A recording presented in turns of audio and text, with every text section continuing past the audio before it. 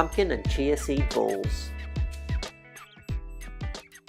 Prepare the ingredients. Preheat the oven to 180 degrees Celsius. Chop the pumpkin into bite-sized pieces. Chop the potatoes into bite-sized pieces. Cook the pumpkin and potatoes and drain and roughly mash. Then set aside. Place chia seeds, sunflower seeds, sesame seeds in a blender.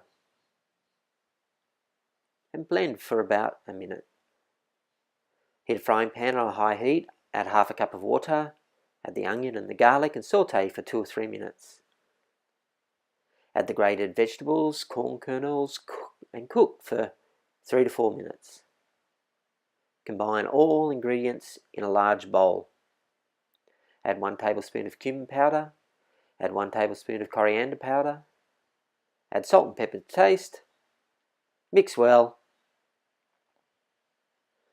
roll into balls, then roll in sesame seeds. And bake in the oven for approximately 20 to 30 minutes or until golden brown, then serve.